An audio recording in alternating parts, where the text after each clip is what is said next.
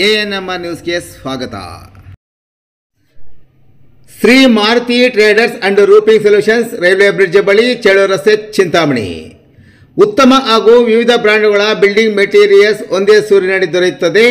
ನಮ್ಮಲ್ಲಿ Apollo, Tata, JSW, Jindal, MSY branded roofing ಶೀಟ್ಗಳು, UPVC water gutter ಮತ್ತು ರೂಫಿಂಗ್ ಶೀಟ್ಸ್, ಅಪೋಲೋ ಮತ್ತು ಜಿಂದಾಲ್ ಕಂಪನಿಯ ಪೈಪ್ಸ್ ದೊರೆಯುತ್ತದೆ. JSW Durostrong mesh, SK super TMT, Apollo TMT, Gopal ಮತ್ತು ಟಾಟಾ TMT ಕಂಬಿಗಳು ಸೇರಿದಂತೆ ಮನೆಗೆ ಬೇಕಾದ ಸೇಫ್ಟಿ ಗ್ರಿಲ್, ಗೇಟ್ಗೆ ಸಂಬಂಧಿಸಿದ ಫಿಟ್ಟಿಂಗ್ಗಳಾದ weld mesh, L angle, C channel, square rod, ಬೈಟ್ ರಾಡ್, ಕಿಟಕಿ ಕಂಬಿ, MS flat JC sheets, MS sheets, CNC laser cutting design sheets, polycarbonates transparent ಶೀಟ್ಗಳು ಸಹ ದೊರೆಯುತ್ತದೆ. ಇನ್ನು ರೈತರ ತೋಟಕ್ಕೆ ಬೇಕಾದ ಟಾಟಾ ಡ್ಯೂರೋಸ್ಟ್ರಾಂಗ್, ಜಿಂದಾಲ್ ಕಂಪನಿಯ ಮುಳ್ಳುತಂತಿ, chain link mesh, Tata knotted mesh, ಕುರಿ ಸಾಕಾಣಿಕೆಗೆ ಬೇಕಾದ ಪ್ಲಾಸ್ಟಿಕ್ ಮ್ಯಾಟ್ಗಳು, ಏಷ್ಯನ್ ಪೇಂಟ್ಸ್ ಮತ್ತು ಅಲ್ಟ್ರಾಟೆಕ್ ಮತ್ತು ಪ್ರಿಯಾ ಸಿಮೆಂಟ್ ಸಹ ಹೋಲ್ಸೇಲ್ ದರದಲ್ಲಿ ದೊರೆಯುತ್ತದೆ. ಇನ್ನು ಒಮ್ಮೆ ಭೇಟಿ ಕೊಡಿ Shri Maruti traders and roofing solutions, railway bridge ಬಳಿ, ಚೇಳೂರು ರಸ್ತೆ, ಚಿಂತಾಮಣಿ. ಹೆಚ್ಚಿನ ವಿವರಗಳಿಗೆ ಈ ಮೊಬೈಲ್ ಸಂಖ್ಯೆಗಳಿಗೆ ಸಂಪರ್ಕಿಸಿ. YT 991260260788. ನರೇಂದ್ರ 9663388190 ಮತ್ತು ಪ್ರಸಾದ್ 8867673682.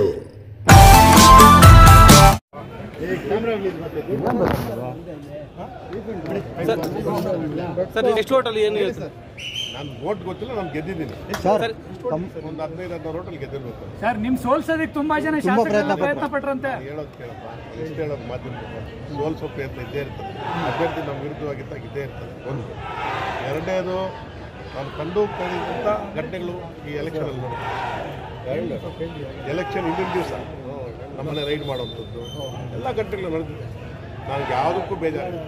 ವೈಯಕ್ತಿಕವಾಗಿ ರಾಜಕಾರಣದಲ್ಲಿ ಇಷ್ಟು ದ್ವೇಷ ಇಟ್ಕೊಂಡು ಮಾಡ್ತಾರೆ ಅಂತ ಗೊತ್ತಿಲ್ಲ. ಯಾಕಂದ್ರೆ ನಾವು ಯಾವತ್ತೂ ದ್ವೇಷ ನೋಡಿಲ್ಲ, ದ್ವೇಷದ ರಾಜಕಾರಣ ಮಾಡಿಲ್ಲ.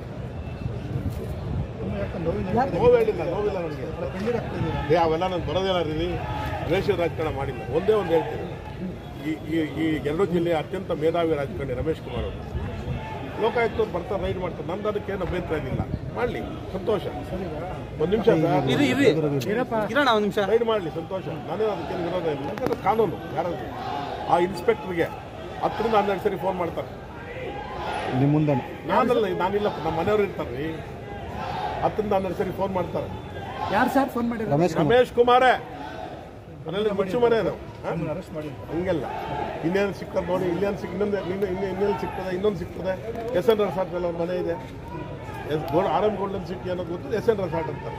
ನಾನು ಹೇಳೋದು ಇಷ್ಟೇ, ರಮೇಶ್ ಕುಮಾರ್ ಅತ್ಯಂತ ಹಿರಿಯ ರಾಜಕಾರಣಿ, ಅರ್ಥ ಆಯ್ತಾ? ಅಂಥವ್ರ ಕಡೆಯಿಂದ ಇಂಥದ್ದು ನಾನು ಎಕ್ಸ್ಪೆಕ್ಟ್ ಮಾಡಿಲ್ಲ.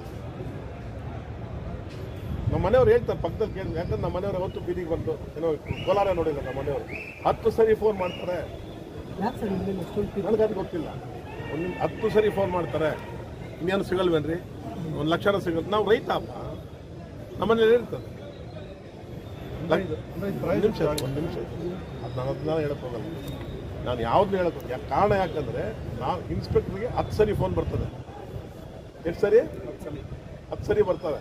ಲೋಕಾಯುಕ್ತರ ಇವ್ರಿಗೇನು ಕೆಲಸ? ಮಾಡಲಿ, ಸಂತೋಷ. ಆಮೇಲೆ ಇನ್ನೊಂದು ಪ್ರಮುಖವಾದಂಥ ವಿಚಾರ, ಯಾಕಂದ್ರೆ ರಮೇಶ್ ಕುಮಾರ್ ನಾನು ಸೇವೆ ಮಾಡಿದ್ದೆ 10 ವರ್ಷ. ಎಲೆಕ್ಷನ್ ಮಾಡಿದ್ದೀನಿ ನಾನು. ಸೋಲೋದು ಯಾರೇ ಗೊತ್ತಿಲ್ಲ. ಅರ್ಥ ಆಯ್ತಾ? ಸೋಲೋದು ಗೆಲ್ಲೋದು ಬಗ್ಗೆ ನಾನು ಹೋಗೋದೇ ಇಲ್ಲ. ಸೋಲ್ತೀನಿ, ಗೆಲ್ತೀನಿ, ಅದು ಒಂದು ವಿಚಾರ ಅನುವೇ ಇಲ್ಲ. ಆದರೆ ನಾನು 10 ವರ್ಷ ಕೆಲಸ ಮಾಡಿದ್ದೀನಿ, ಪ್ರಾಮಾಣಿಕ ಕೆಲಸ ಮಾಡಿದ್ದೀನಿ. ಇವತ್ತು ನಾನು ಭ್ರಷ್ಟು ಅಂತಾರಪ್ಪ ಗೌರವಂತ ರಮೇಶ್ ಕುಮಾರ್, ಲೂಟಿ ಮಾಡಿದ್ದೀನಿ ಅಂತಾರಪ್ಪ. ನಾನು ಇಷ್ಟೇ ಪ್ರಶ್ನೆ ಕೇಳೋದು ಗೌರವಂತ ರಮೇಶ್ ಕುಮಾರ್. ಯಾಕಂದ್ರೆ ನಾನು ಲಘುವಾಗಿ ಅವ್ರ ಬಗ್ಗೆ ಮಾತಾಡ್ತಾ ಇಲ್ಲ. 10 ವರ್ಷ ನಿಮಗೆ ಹಳ್ಳಿಯಲ್ಲಿ ಟೇಬಲ್ ಹಾಕಿದ್ವಿ, ಹಳ್ಳಿಯಲ್ಲಿ ಪೆಂಡಾಲ್ ಹಾಕ್ಸಿದ್ವಿ, ಹಳ್ಳಿಯಲ್ಲಿ ಹೂ ಕೊಟ್ವಿ, ಹೆಣ್ಮಕ್ಳಿಗೆ ಊಟ ಹಾಕ್ಸಿದ್ವಿ, ಎಲೆ ಅಡಿಕೆ ಕೊಟ್ವಿ. ನೀವೇನಾದ್ರು ರೂಪಾಯಿ ಕೊಟ್ರಾ? DCC ಬ್ಯಾಂಕಿಂದ ಫಲಾನುಭವಿಗಳವರು 1 ನಿಮಿಷ ಕೊಟ್ರಾ? ಕೊಡಲಿಲ್ಲ. ಅವತ್ತು ಯಾಕೆ ಕೇಳಲಿಲ್ಲ? ಗೋವಿಂದಗೌಡ ಎಲ್ಲಿ ಬರ್ತದೆ ದುಡ್ಡದ್ದು ಯಾಕೆ ಕೇಳಲಿಲ್ಲ? ನೀವು ದೊಡ್ಡವರು. ವಾರಕ್ಕೊಂದು ಕಾರ್ಯಕ್ರಮ, 3 ದಿವಸಕ್ಕೊಂದು ಕಾರ್ಯಕ್ರಮ ಮಾಡ್ತಾ ಇದ್ವಿ. ಒಂದೊಂದು ಕಾರ್ಯಕ್ರಮಕ್ಕೆ ಲಕ್ಷಾಂತರ ರೂಪಾಯಿ ಖರ್ಚಾಗ್ತಾ ಇತ್ತು. ಅವತ್ತು ಯಾಕೆ ಕೇಳಿಲ್ಲ ರಮೇಶ್ ಕುಮಾರ್ ಅವರು? ನಾನು ರಮೇಶ್ ಕುಮಾರ್ ಬಗ್ಗೆ ಲಘುವಾಗಿ ಒಂದು ಪದ ಮಾತಾಡ್ತಾ ಇಲ್ಲ, ಭಾಳ ಗೌರವಯುತವಾಗಿ ಮಾತಾಡ್ತಾ ಇದ್ದೀನಿ. ಅವತ್ತು ಯಾಕೆ ಕೇಳಿಲ್ಲ ರಮೇಶ್ ಕುಮಾರ್? ಯಾಕಂದರೆ ವಯಸ್ಸಲ್ಲಿ ಹಿರಿಯರೋರು. ವಯಸ್ಸಲ್ಲಿ ಹಿರಿಯರು ರಮೇಶ್ ಕುಮಾರ್ ಅವರು ಅವತ್ತು ಯಾಕೆ ಕೇಳಿಲ್ಲ ನನ್ನ ಬಗ್ಗೆ? ಚುನಾವಣೆ ನನ್ನ ಯಾವ ಚುನಾವಣೆಗೆ ಎಷ್ಟೆಷ್ಟು ಬಳಕೆ ಇದೆಯಲ್ಲ, ಪದಬಳಕೆ. ಅವರು ತಾಯಿ ಹೊಟ್ಟೆಯಲ್ಲಿ ಹುಟ್ಟಿದ್ರು, ನಾನು ತಾಯಿ ಹೊಟ್ಟೆಯಲ್ಲಿ ಹುಟ್ಟಿದ್ರು. ಅವ್ರ ಪದಬಳಕೆ ಯಾವ ರೀತಿ ಲಘುವಾಗಿ ಮಾತಾಡ್ತಾರೆ ನನ್ನಂತೆ. ನಮ್ಮ ತಾಯಿ ಬಗ್ಗೆ ನಮ್ಗೇನು ನೋವು ಅನಿಸುತ್ತೇಳಿ? ಎಲ್ಲ ನೋಡಪ್ಪ, ಎಲ್ಲೆಲ್ಲಿ ಯಾರ್ಯಾರು ನಾನು ಯಾವತ್ತು ಏನು ಮಾತಾಡಕ್ಕೆ ಹೋಗುತ್ತೆ ಅಲ್ಲ ಸರ್, ಏನು ಯಾರು ಮಾತಾಡಿದ್ರು ಏನು ಮಾತಾಡಿದ್ರು ನಾನು ನಿಮ್ಮಂತಲ್ಲ ಸರ್. ಎಲ್ಲೆಲ್ಲಿ ಯಾರು ಹೋದಾಗ ಮಾತಾಡ್ಬೇಕಾದ್ರೆ ಅವರು ಒಬ್ಬ ತಾಯಿ ಹೊಟ್ಟೆಯಲ್ಲಿ ಹುಟ್ಟಿರ್ತಾರಪ್ಪ, ನಾನು ಒಬ್ಬ ತಾಯಿ ಹೊಟ್ಟೆಯಲ್ಲಿ ಹುಟ್ಟಿದ್ದೀನಿಲ್ವ? ನಮ್ಮ ತಾಯಿ ಬಗ್ಗೆ ಲಘುವಾಗಿ ಮಾತಾಡಿದಾಗ ನಮ್ಗೆ ಎಷ್ಟೋ ಅನಿಸ್ತದೆ. ಅವ್ರು ಮಾತಾಡಿಲ್ಲ, ನಾನು ಬಹಿರಂಗ ಕ್ಷಮೆ ಕೇಳ್ತೀನಿ. ನನಗೇನು ಅವರಷ್ಟು ದೊಡ್ಡ ಮೇಧಾವಿ ಅಲ್ಲ ನಾನು, ರಮೇಶ್ ಕುಮಾರ್ ಅಷ್ಟು ದೊಡ್ಡ ಮೇಧಾವಿ ನಾನಲ್ಲ. ಗೋವಿಂದ ಗೌಡ ನಾನು ಮಾತಾಡಿಲ್ಲ, ಅವ್ರ ತಾಯಿ ಬಗ್ಗೆ ಲಘುವಾಗಿ ಮಾತಾಡಿಲ್ಲ ಅಂದರೆ ಆ ಪದಗಳು ನಾವು ಇಲ್ಲಿ ಹೇಳೋಕ್ಕಾಗೋದಿಲ್ಲ. ನಾನು ಕ್ಷಮೆ ಬಹಿರಂಗವಾಗಿ ಕ್ಷಮೆ ಹಾಕ್ತೀನಿ. ಅವ್ರ ತಾಯಿ ನಮ್ಮ ತಾಯಿ ಅಲ್ವಾ? ನಮ್ಮ ತಾಯಿ ಇವತ್ತಿಲ್ಲ. ಅಲ್ಲೂ ಹಿಡ್ಕೋಬೇಕು. ನಾನು ಚುನಾವಣೆ ಗೆದ್ದು ಇವತ್ತು ಸೋಲ್ತೀವಿ, ನಾವು ಚುನಾವಣೆ ಗೆಲ್ಲೋ ಬಗ್ಗೆ ನಾನು ಮಾತಾಡೋದಿಲ್ಲ ಸರ್. ಇವತ್ತು ನಾನು ನಂಜೇಗೌಡರ ಬಗ್ಗೆನೂ ಟೀಕೆ ಮಾಡೋಕ್ಕೆ ಹೋಗೋದಿಲ್ಲ, ಪುತ್ತೂರು ಮಂಜುನಾಥ ಬಗ್ಗೆ ಟೀಕೆ ಮಾಡೋಕ್ಕೆ ಹೋಗಲ್ಲ, ಇವ್ರ ಬಗ್ಗೆನೂ ಟೀಕೆ ಮಾಡೋಲ್ಲ. ಸುಧಾಕರ್ ಬಗ್ಗೆ ನನಗೆ ಅವಶ್ಯಕತೆ ಇಲ್ಲ, ನನಗೆ ಅದು ಅವಶ್ಯಕತೆನೇ ಇಲ್ಲ. ಸರ್ ಇನ್ನೊಂದ್ಸಲ ಅಧ್ಯಕ್ಷರಾಗ್ತೀರಾ ಹೇಗೆ? ಸರ್ ನಾನು ಹೇಳೋದು ಕೇಳಿ ಸರ್, ಅಧ್ಯಕ್ಷರಾಗೋದು ಇನ್ನೊಂದು ಇಲ್ಲಿ ಸಬ್ಜೆಕ್ಟೇ ಅಲ್ಲ. ವೈಯಕ್ತಿಕವಾಗಿ ರಮೇಶ್ ಕುಮಾರ್ ಯಾವ ಮಟ್ಟಕ್ಕೆ ಟಾರ್ಗೆಟ್ ಮಾಡ್ತಾರೆ ಅಂದರೆ, ಇವತ್ತು ಪೊಲೀಸರು ನನ್ನ ಕಾವಲು ಬರ್ತಾರೆ, SP ಹೇಳ್ತಾರೆ ಗೋವಿಂದ ಗೌಡರು ಅವ್ರು ತಟ್ಟಿದೆ ರಮೇಶ್ ಕುಮಾರ್ ಕಡೆಯಿಂದ ಇವತ್ತು ಜನಗೆ ಬಿಟ್ಟು ಹೊಡಿಸ್ತಾರೆ ಅಂದ್ಕೊಂಡು ಪೊಲೀಸರು ನನ್ನ ಕಾವಲಿದ್ದಾರೆ. ನಾನು ಹೇಳಿದೆ ನನ್ನನ್ನು ಯಾರೋ ಕೊಡಿಯೋರು ಅಂದ್ರೆ ಇಲ್ಲ ಸರ್, ನಮ್ಗೆ ಇದು ಬಂದಿದೆ ಸರ್. ನಾನು ನೋಡ್ರಿ ರಾಜಕಾರಣ ನಾನು ಮಾತಾಡ್ತಾ ಇಲ್ಲ ಸರ್. ಈಗ ತಾವು ಕಾಂಗ್ರೆಸ್ ಬಗ್ಗೆ ಮಾತಾಡ್ತಾರೆ. ನಿನ್ನೆ ಒಬ್ಬ ಪ್ರಮುಖವಾದಂತ ಮಾತಾಡಿದ್ದಾರೆ, ನಾನು ಕಾಂಗ್ರೆಸ್ ಅಲ್ಲ ಅಂತ. ಅದಕ್ಕೆ ಕೇಳಪ್ಪ, ನನ್ನೇನು ಕೇಳಿಸ್ತೀನಿ. ನಾನು ಇನ್ನೊಂದ್ಸರಿ ಮಾತಾಡ್ತೀನಿ ಅದ್ರ ಬಗ್ಗೆ. ಇವತ್ತು ಅದು ಮಾತಾಡೋದು ಒಂದು ನನ್ನ ಬಗ್ಗೆ ಮಾತಾಡಬೇಡ ಇರಪ್ಪ. ನಾನು ಯಾಕೆ ಇವತ್ತು ಮಾತಾಡ್ತಾ ಇದ್ದೀನಿ ಅಂದ್ರೆ, ಒಂದು ನಿಮಿಷ ಕೇಳೋಣ. ನಾನು ಯಾಕೆ ನಾನು ಈ ಚುನಾವಣೆಯಲ್ಲಿ ಗೆದ್ದೆ ಅಂತ ಮಾತಾಡ್ತಾ ಇಲ್ಲ. ನಾನು ಸೋತು ಹೋಗಿದ್ದು ನನಗೇನು ಬೇಜಾರೇನಿಲ್ಲ, ನನಗೇನು ಬೇಜಾರಿಲ್ಲ. ಆದರೆ ರಮೇಶ್ ಕುಮಾರ್ ಅಂತ ಹಿರಿಯರು, ಜವಾಬ್ದಾರಿ ಅಂತ ಮನುಷ್ಯ, ವೈಯಕ್ತಿಕವಾಗಿ ಇವತ್ತು ನನ್ನ ಪ್ರಾಣ ತಿಂಗ ಮಟ್ಟಿಗೆ ಬರ್ತಾನೆ ಇತ್ತು. ನನ್ನ ಪ್ರಾಣಕ್ಕೆ ನಾನು ಯಾವ್ದು ನೇರವಾಗಿ ರಮೇಶ್ ಕುಮಾರೇ ಕಾರಣ. ಇನ್ನು ಮೇಲೆ ಏನಾದ್ರು ನನಗೇನು ಕಿಂಚತ್ ಏನಾರು ಆದರೆ ಇವತ್ತು ಹೇಳ್ತಾ ಇದ್ದೀನಿ. ಯಾಕೆ ಇವತ್ತು ನಡೆದಿರ್ತ ಘಟನೆ ಅದು ಜನಗಳಿರ್ತಾರೆ, ಬಹಿರಂಗವಾಗಿ ಹೇಳ್ತಾನೆ ಗೋವಿಂದ ಗೌಡ್ರು ಧಿಕ್ಕಾರಕ್ಕೆ ಹೋಗ್ರಿ ಅಂತೇಳಿ. ಸ್ವಾತಿ ಹೋಟ್ಲಲ್ಲಿ ಹೇಳ್ತಾರೆ ನಮ್ಮ ಪ್ರಾಣಕ್ಕೆ ಏನು ಬೆಲೆ ಇಲ್ವಾ?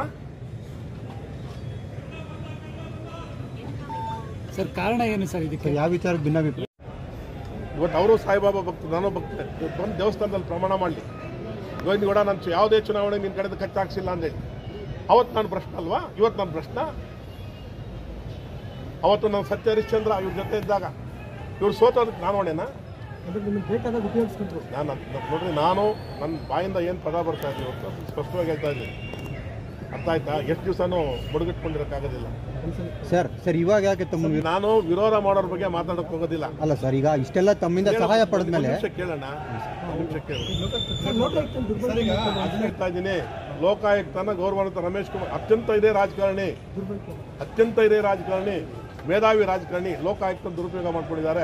ಯಾಕಂದ್ರೆ ಅವತ್ತು ನಿನ್ನೆ ಅವ್ರ ಫೋನ್ ರೆಕಾರ್ಡು, ಯಾರು ಇನ್ಸ್ಪೆಕ್ಟರ್ ಬಂದಿದ್ರು ನಮ್ಮ ಮನೆಗೆ 10 ಸರಿ ಫೋನ್ ಮಾಡ್ತಾರೆ, 12 ಸರಿ ಚೆಕ್ ಮಾಡಿದ್ರೆ ಗೊತ್ತಾಗ್ತದೆ. ಲೋಕಾಯುಕ್ತಕ್ಕೆ ಒಬ್ಬ ರಾಜಕಾರಣಿ ಫೋನ್ ಮಾಡೋಂಥದ್ದು ಇದೆಯಾ ಸರ್?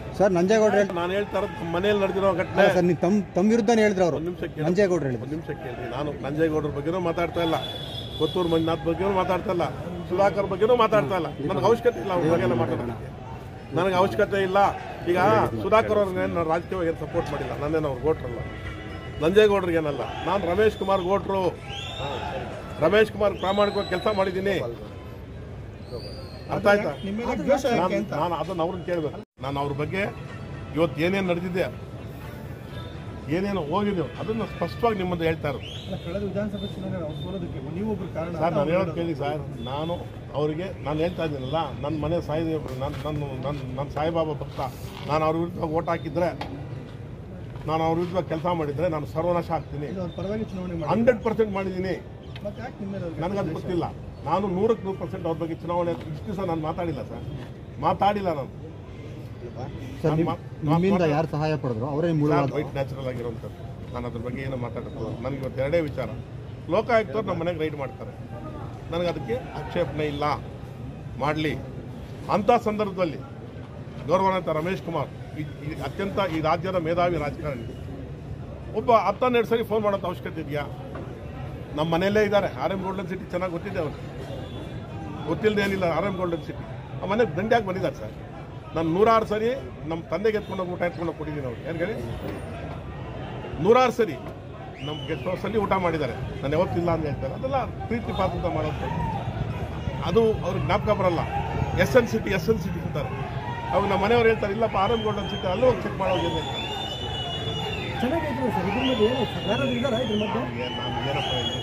ನನಗೆ ನೋವಿಂದ ಹೇಳ್ತಾ ಇದ್ದೀನಿ. ಆಮೇಲೆ ಇವತ್ತು ನಡೆದಂಥ ಘಟನೆ, ಪೊಲೀಸವ್ರು ಬಂದು SPನೇ ಕಳಿಸಿದ್ದಾರೆ. ಇವತ್ತು ಗೋವಿಂದಗೌಡ ಕಟ್ಟಿದೆ, ನೀವು ಅಲ್ಲಿದ್ದು ಆಚೆಗೆ ಬಿಡಿ ಅಂದ್ಕೊಂಡು. ಅರ್ಥ ಆಯ್ತಾ? ನನ್ನ ಜೀವಕ್ಕೆ ಏನಾದ್ರು ಹಾನಿ ಆದರೆ, ನನ್ನ ಜೀವಕ್ಕೆ ಏನಾದ್ರು ತೊಂದರೆ ಆದರೆ ಅದಕ್ಕೆ ರಮೇಶ್ ಕುಮಾರ್ ಅವರೇ ಹೊಣೆ ಹಾಕ್ತಾರೆ. ಯಾಕಂದ್ರೆ ಆ ಮನುಷ್ಯ ಯಾವ ಮಟ್ಟಕ್ಕೆ ಬೇಕಾದ್ರೆ ಹೇಳ್ತಾರೆ, ಯಾವ ಮಟ್ಟಕ್ಕೆ ಇಳಿದ್ಬಿಟ್ಟಿದ್ದಾರೆ ಅಂದರೆ. ಆಮೇಲೆ ನಾನು ಒಂದು ಪದ ಇವತ್ತು ಸುಳ್ಳು ಹೇಳ್ತಾ ಇಲ್ಲ, ಈ ವೇದಿಕೆ ಮುಂದೆ ಹೇಳ್ತಾ ಇದ್ದೀನಿ. ನಾನು ಒಂದೇ ಒಂದು ಪದ ಸುಳ್ಳು ಹೇಳ್ತಾ ಇಲ್ಲ. ನನಗಿಲ್ಲ ಸರ್, ನಾನು ಹೇಳ್ತಾ ಇರೋದು ಇವತ್ತು ಪೊಲೀಸರು ಬಂದು ಕೊಟ್ಟಾಗ ಗಟ್ಟಿಗೆ ನಾನು ಹೇಳ್ತಾ ಇರೋದು. ನಮ್ಮ ಜೀವ ಬೆದರಿಕೆ ನಾನು ಹೇಳ್ತಾ ಇಲ್ಲ, ನಮ್ಮ ಜೀವ ಬೆದರಿಕೆ ಇದೆ, ನಾನೇನೋ ಆಗೋಗ್ತೀನಿ ಅಂತ ಹೇಳ್ತಾ ಇಲ್ಲ ಸರ್. ನಾನು ಈ ಬೇರೆಯವ್ರ ಬಗ್ಗೆ ಯಾರ ಬಗ್ಗೆ ಮಾತಾಡ್ತಾ ಇಲ್ಲ. ಸುಧಾಕರ್ ರಾಜಕೀಯ, ಕೊತ್ತೂರು ಮಂಜುನಾಥ್, ನಾನು ಅವ್ರ ಬಗ್ಗೆ ಮಾತಾಡ್ತಾ ಇಲ್ವೇ? ನಾನು ಹೇಳ್ತಾ ಇರೋದು ನನ್ನ ಬಗ್ಗೆ ಎಲ್ಲೆಲ್ಲಿ ಏನೇನು ಮಾತಾಡ್ತಾ ಇದ್ದಾರೆ ಅಂತ ನಂಗೆ ಚೆನ್ನಾಗಿ ಅರ್ಥ ಆಗ್ತದೆ. ರಾಜಕೀಯವಾಗಿ ಮಾತಾಡೋದು ಬೇರೆ. ಸರ್, ಈಗ ನಾನು ನನಗೆ ಅದು ಅವಶ್ಯಕತೆ ಇಲ್ಲ. ಬ್ಯಾಂಕಾಗಿ ನಡ್ಕೊಂಡು ಹೋಗ್ತದೆ. ನಾನು ಅದ್ರ ಬಗ್ಗೆ ಏನು ಟ್ಯಾಕ್ಸ್ ಆದರೆ ವೈಯಕ್ತಿಕವಾಗಿ ನನ್ನನ್ನು ರಮೇಶ್ ಕುಮಾರ್ ಅವರು ಟಾರ್ಗೆಟ್ ಮಾಡಿದ್ದಾರೆ. ನಾನು ಅವ್ರ ತಂದೆ ಸ್ಥಾನದಲ್ಲಿ ನೋಡಿದ್ದೆ 10 ವರ್ಷ. ನನಗೆ 10 ವರ್ಷನೇ ಅವ್ರ ಪರಿಚಯ, 11 ವರ್ಷ. ನಾನೇನು ಮೋಸ ಮಾಡಿದ್ದೀನಿ ಅವ್ರಿಗೆ. ಪೊಲೀಸರು ಇವತ್ತು ಬಂದು ನನಗೆ ರಕ್ಷಣೆ ಕೊಡ್ತಾರೆ ಅನ್ನೋ ಮಟ್ಟಕ್ಕೆ ಬಂದಾಗ ನನಗೇನಾದ್ರು ಅದಕ್ಕೆ ಅರ್ಥ ಏನು? ಅಲ್ಲಿ ಹೇಳ್ತಾರೆ, ಎಲ್ಲರ ಮುಂದೆ ಬಹಿರಂಗವಾಗಿ ಹೇಳ್ತಾರೆ. ಇಷ್ಟೇ, ನಮ್ಮ ಚುನಾವಣೆ ಸೋಲು ಜನ ಬಗ್ಗೆ ನಾನು ಮಾತಾಡೋದೇ ಇಲ್ಲ. ನನಗೆ ಅವಶ್ಯಕತೆನೂ ಇಲ್ಲ. ಈಗ ಸೋತವನು ನನ್ನ ತಮ್ಮನೇ, ಸೋತಿದ್ದಾನೆ ಅವ್ನು ಸೋಲು ನನಗೂ ನೋವಿದೆ. ಸೋಲು ಗೆಲುವು ಬಗ್ಗೆ ನನಗೆ ವಿಶ್ಲೇಷಣೆ ಇಲ್ಲ. ಇವತ್ತು ಸೋಲ್ತೀವಿ, ನಾಳೆ ಗೆಲ್ತಾರೆ, ನನಗೆ ಅದ್ರ ಬಗ್ಗೆ ವಿಶ್ಲೇಷಣೆ ಇಲ್ಲ. ಅಂದರೆ ಒಟ್ಟಾರೆ ನನಗೆ ಈ ಚುನಾವಣೆ ನನಗೆ ಯಾವ ವಿಚಾರದಲ್ಲಿ ನಾನು ಖುಷಿ ತಂದಿಲ್ಲ. ಒಂದು ಅಂಶ ನಾನು ನೋವಿಂದ ಹೇಳೋದಿರುತ್ತೆ, ನನ್ನ ಕುಟುಂಬನ ರಮೇಶ್ ಕುಮಾರ್ ಟಾರ್ಗೆಟ್ ಮಾಡಿದ್ದಾರೆ. ನಿಮ್ಮ ಕುಟುಂಬಕ್ಕೆ ನೀವು ಹೇಳ್ತಾ ಇದ್ದೀರಾ ಹಾನಿ ಆದರೂ ಅಂತ? ನನಗೆ ಕುಟುಂಬಕ್ಕೆಲ್ಲ ಹೇಳ್ತಾರೆ ಟಾರ್ಗೆಟ್. ಅದು ನನಗೆ ನೋವು ತರುವಂಥ ವಿಚಾರ.